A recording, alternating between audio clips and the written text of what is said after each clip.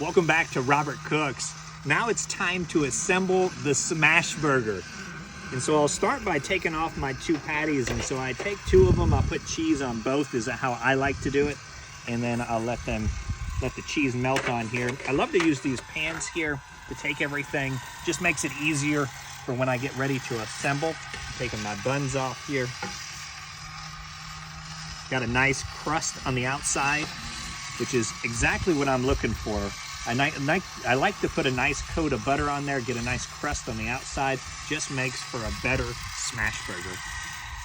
Now I have my bacon, I have my bun, I have my burger itself, and so now it's time to assemble everything.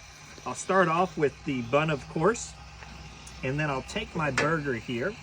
What I like to do is I'll put it on here with and you can put anything. If you like onions on your burgers, if you like tomatoes, lettuce, ketchup, sometimes I'll make a mixture of the mayonnaise, the mustard, and put it on the burger itself. So a little bit of a aioli you can do an herb spread on yours, but how I do mine is bacon. I want to taste the bacon itself nice and crispy.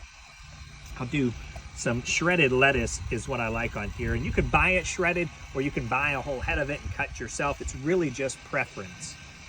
I'll take a nice generous serving on here to put on top of my burger. And then again, wonderful product. I really should have a sponsorship with them as much as the call outs I've done today, but just a wonderful product. I got this one at Costco. Even though it says honey hot, mild heat to it, it's not going to burn you. But great barbecue sauce, great flavor. And so I want to put a nice generous amount on here. And so I enjoy barbecue sauce, so I want to do a nice generous amount, and then I'll put it on here. And then just like its name, I know it comes from the burger being smashed, but I like to move it down a little bit as well, because the trick is I want a nice thick burger here where my meat is slightly coming off the patty is how I like mine. I have my bacon. It's all about the layers, my bacon, my lettuce, and then my barbecue sauce. And then when I bite into this, I'm gonna taste a nice crunch from that outer rim here. And so the time we've all been waiting for is the final product. All the work is nice, but the product is right here. The best time is to eating it. So I wanna get a nice bite that encompasses all the flavors in there. You can hear the crunch. That is a delicious burger.